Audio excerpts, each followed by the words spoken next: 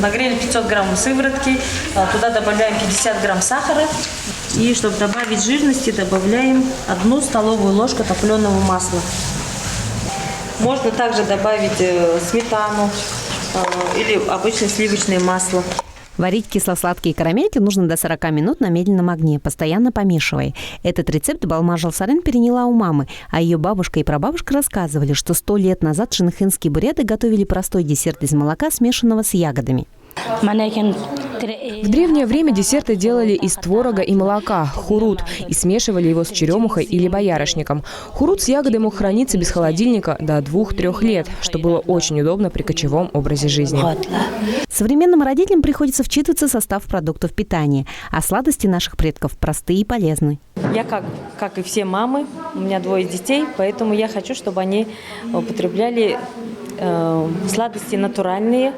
И очень интересно, конечно, у меня дочь, вот мы будем с ней вместе готовить, и ей это будет очень интересно. И вот придя на этот мастер-класс, мне уже становится интересно узнавать истоки, первые истоки наших молочных блюд. Десерты из переработанного молока полезны для суставов, для желчного пузыря, для костей, так как содержат много кальция. Сладость из глубины веков. Благодаря простым рецептам большая польза для здоровья, которая порадует не только детей, но и взрослых. Елена Гармаева, Аркадий Амбуев, АТВ.